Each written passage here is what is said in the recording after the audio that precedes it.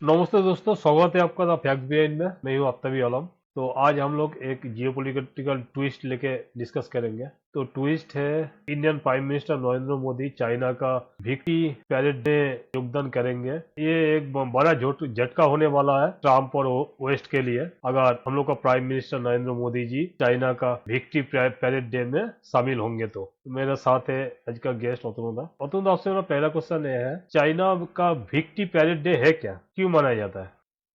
देखिए, हम लोग के यहाँ जैसे रिपब्लिक डे हम लोग सेलिब्रेट करते हैं, जहाँ रिपब्लिक डे में जितना सारा भी हम लोग का डिफेंस सेक्टर है या फिर डिफरेंट अलग अलग सेक्टर है, अलग अलग स्टेट से वहाँ जाते हैं, टैबू वहाँ रन करते हैं, तो हम लोग वो एग्जैक्टली सेलिब्रेट करते हैं एज ए रिपब्लिक डे।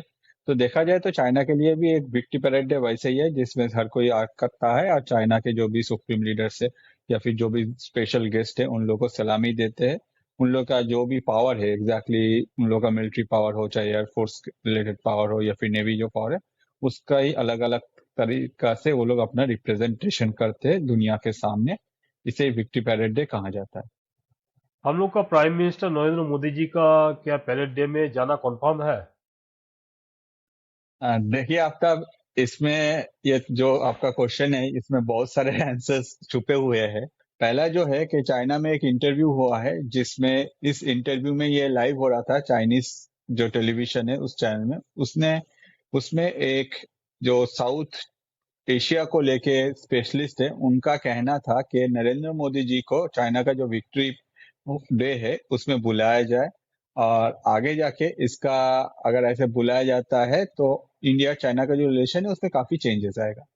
तो क्वेश्चन है कि अचानक से चाइना की तरफ से ऐसा क्यों बोला गया, और सिर्फ ये एक बार नहीं, पहले तो ये जो न्यूज है ये टीवी में आया, उसके बाद ये चाइना के मतलब वहाँ के जो लोकल न्यूज़पेपर्स थे उसमें भी आया। और जैसे हम लोग को पता है कि चाइना में जो भी मीडिया है वो चाइनीज गवर्नमेंट के एक भी मतलब बिना इशारे के कुछ कर नहीं सकता या फिर कुछ पब्लिश नहीं कर सकता, तो अचानक से इसको इतना हाईलाइटेड क्यों किया गया?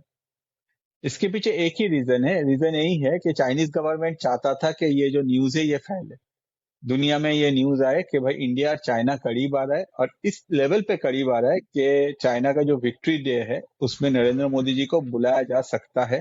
एक ऐसा क्वेश्चन उठा है। तो ये सुनने के बाद आप पूछेंगे कि क्यों अचानक से नरेंद्र मोदी जी को क्यों बुलाया जा रहा है, या फिर ऐसा कुछ हाईलाइट होने का चांसेस क्या है, जैसे आपने पूछा। तो मेजर रीजन यही है कि जैसे हम लोग देख रहे हैं डोनाल्ड ट्रंप अभी अपने तरफ से वेस्ट से जितना भी मतलब कंट्री को अलग अलग एनकाउंटर कर रहे हैं, और उसमें हर कोई को अपने तरफ से different amount of tariff impose कर रहा है। तो डोनाल्ड ट्रंप जैसे कहते हैं कि भाई ताश के जितना भी सारे इक्के है सब उनके पास है, तो बात ऐसा नहीं है। ये एक यूनिपोलर वर्ल्ड नहीं है। ऑन द अदर साइड यहाँ अगर देखा जाए डिफरेंट कंट्री के पास डिफरेंट टास्क के जो इक्के है वो ऑलरेडी मतलब दुनिया में पूरा फैला हुआ है। कौन किस टाइम में क्या चलेगा उसके ऊपर डिपेंड करता है। तो अगर देखा जाए ये एक प्रोपोगंडा के तरह ही रन हो रहा है। हो सकता है कि ये चाइना का प्रोपोगंडा हो, या फिर इंडियन गवर्नमेंट के साथ चाइना मिलके ये अपने तरफ से ये न्यूज जो है ये हाईलाइट किया है। ऑन द अदर साइड अगर देखा जाए इंडिया भी अपने तरफ से चुप बैठा नहीं है, इंडिया भी बोल रहा है हाँ ठीक है, जब बोल रहा है बोल रहा है, इंडियन गवर्नमेंट की तरफ से कोई रिएक्शन नहीं आया हुआ है। तो इसमें एग्जैक्टली क्या है, इसमें यही कहना है ट्रम्प को कि अगर आप जो कर रहे हैं वो अगर आप करते रहे, इस तरह से आप टैरिफ इम्पोज करते रहे, इस तरह से इंडिया के ऊपर प्रेशर क्रिएट करते हैं रिगार्डिंग रशियन ऑयल, कुछ भी अमाउंट ऑफ टैरिफ बोल देते हैं, कुछ भी कर देते हैं, कोई भी इकोनॉमी को आप बोल देते हैं कि भाई इनका जो इकोनॉमी है वो तो बस खत्म है, अगर आप ऐसा कुछ करते हैं तो इंडिया और चाइना जो है ये एशिया में करीब आ जाएगा। अगर मोदी जी जाते हैं तो ट्रम्प और वेस्ट के लिए सेटबैक क्यों माना जा रहा है? ये जो न्यूज है ये अभी भी मैं आपको कहूंगा कि ये चाइना का मीडिया की तरफ से कहा गया है, और ऑब्वियसली चाइना का मीडिया जो कहता है उसमें चाइनीज गवर्नमेंट का कुछ ना कुछ तो इन्फ्लुएंस होता है, सबको पता है। On the other side Modi ji को अभी भी ऑफिशियली कोई इनविटेशन आया नहीं। अगर आता है तो ये एक नेक्स्ट लेवल का मूवमेंट होगा पूरा जियो पॉलिटिक्स में। इसके पीछे जो मेजर रीजन है, जैसे हम लोग को पता है कि एशिया में अगर आज के डेट में हम लोग टू बिगेस्ट पावर को देखें तो नो डाउट वो चाइना है और इंडिया है।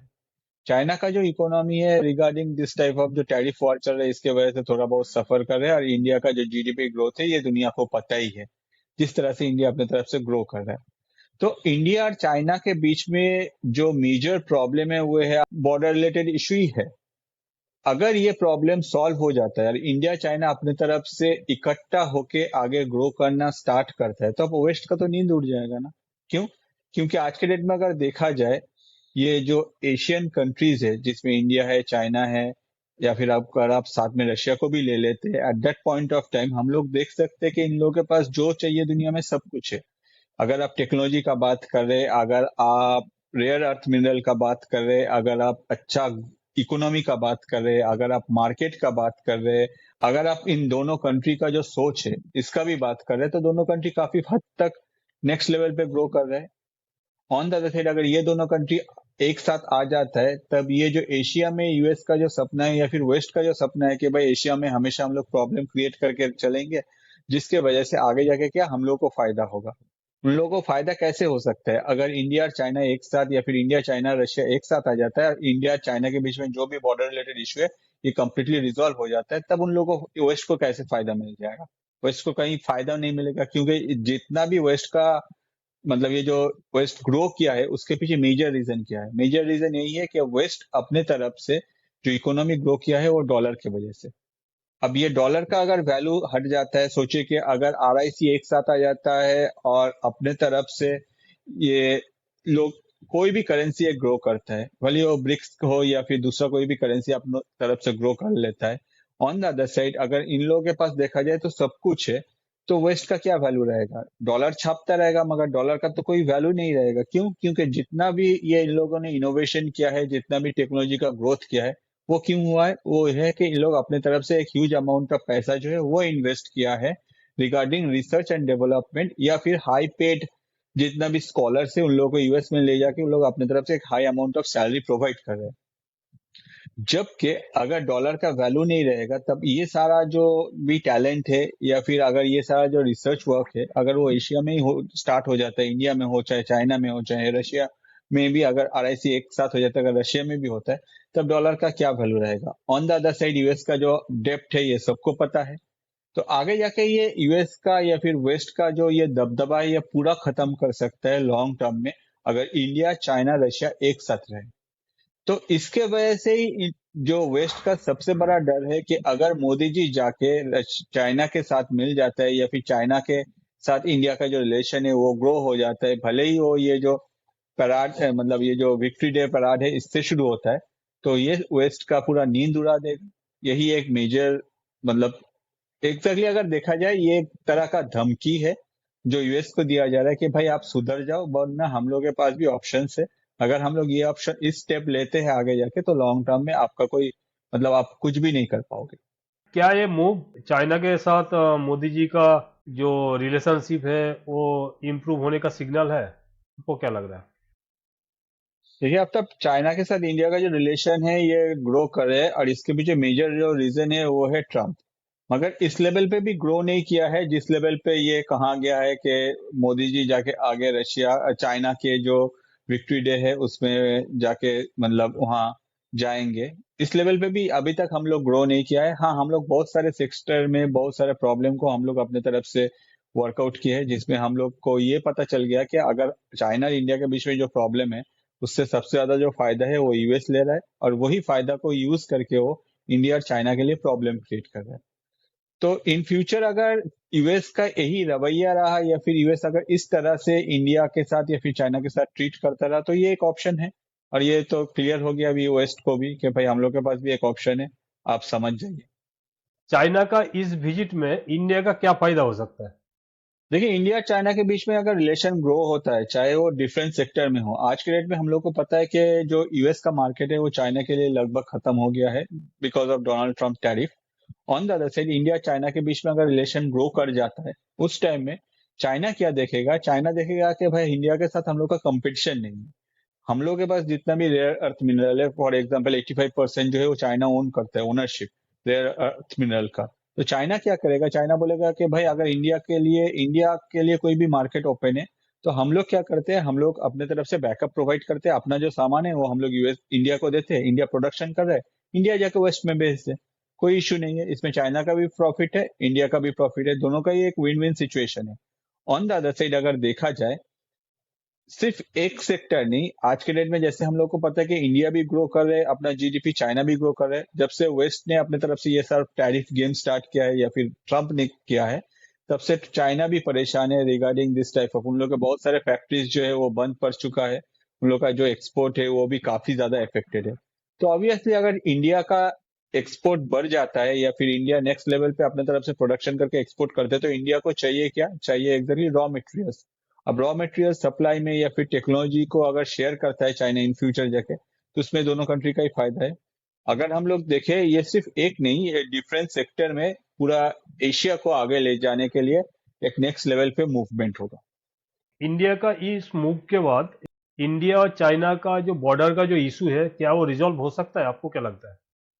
देखिए, बॉर्डर में अभी प्रेजेंट जो कंडीशन है वो पहले से स्टेबल है, और ऐसा नहीं है कि इंडिया और चाइना के बीच में अगर रिलेशन ग्रो कर रहे हैं तो जो बॉर्डर रिलेटेड इश्यू है ये पूरा रिजॉल्व हो जाएगा। क्योंकि चाइना जो टेरिटरी या फिर जो लोकेशन को चाइना अपनी तरफ से क्लेम कर रहे हैं, इंडिया वो देने वाला नहीं है। On the other side India का भी जो जगह है वो चाइना उसको छोड़ने वाला नहीं है। तो अगर कोई परमानेंट सोल्यूशन चाहिए इसमें, तो उसमें एक ही सोल्यूशन है, वो है वॉर। मगर प्रेजेंटली दोनों कंट्री एक ऐसा कंडीशन में नहीं है कि एक दूसरे के साथ लड़े। या फिर अगर इंडिया के तरफ से बोला जाए कि हाँ भैया, अरुणाचल प्रदेश जो है वो हम लोग आपको दे रहे हैं चाइना को, at that point of time India में जो भी कोई पॉलिटिकल पार्टी रहेगा, उसके ऑपोजिशन में जो रहेगा, वो पूरा हल्ला मचा देगा कि भाई देखो, ये इंडिया का जमीन तो ये लोग दे दिया है। जिस तरह से कांग्रेस को कहा जाता है कि जो चाइना के साथ पहले जो जमीन दे दिया था उसके में कोई प्रोटेस्ट नहीं हुआ था, वो आज भी कहा जाता है। तो इससे एक ही चीज हम लोग समझ सकते हैं, इसमें एक ही चीज होगा कि चाइना के साथ इंडिया का बात होगा, जो बॉर्डर रिलेटेड इशू के वहां कुछ झड़प ना हो, जो जैसा है जिस तरह से है वो अपने उस तरह से रहे, दोनों कंट्री में कोई मतलब इसको लेके कोई अपना जो रिलेशन है वो खराब ना हो। ऑन द अदर साइड, जैसे हम लोग को पता है कोई भी गवर्नमेंट रहे वो कभी भी इंडिया का जमीन हो वो नहीं छोड़ेगा। On the other side China के तरफ से भी अगर हम लोग देखें, वो भी इसको नहीं छोड़ेगा। तो ये जो प्रॉब्लम है ये लॉन्ग टर्म में चलेगा। ये अगर सोल्यूशन है तो उसका सोल्यूशन एक ही है, वॉर। अगर वॉर होता है तब जाके इसका कुछ सोल्यूशन हम लोग देख सकते हैं। On the other side, present जो कंडीशन है, दोनों कंट्री एक दूसरे के साथ वॉर जो है ये अफोर्ड नहीं कर पाएगा। दोनों कंट्री एक दूसरे के साथ मिलके चलने का डिसाइड किया है। इसलिए हो सकता है कि दोनों कंट्री के बीच में बैठ के कोई एग्रीमेंट हो जाए या फिर कोई बात हो जाए जिसमें ये जो लोकेशंस जो डिफरेंट मतलब दोनों ही कंट्री अपने तरफ से क्लेम करे, या फिर इंडिया का है ऑलरेडी पता है फिर भी चाइना इसमें घुसने का कोशिश कर रहा है, उसको वहां शांति बजाय रखे या फिर शांति चलता रहे, यही पीस जो है वहां मेंटेन रहे, इसको ही आगे जाके वैल्यू दिया जाएगा। तो दोस्तों, आपको क्या लगता है, पीएम मोदी को चाइना का वो पैरिस अटेंड करना चाहिए? क्या ये भारत के लिए बेनिफिशियल होगा या रिस्की? कमेंट करके जरूर बताइए। और हम लोग का पॉडकास्ट अगर अच्छा लग रहा है तो लाइक शेयर सब्सक्राइब जरूर कीजिए। Thank you. जय हिंद। Thank you Atul. Thank you Aftab. जय हिंद।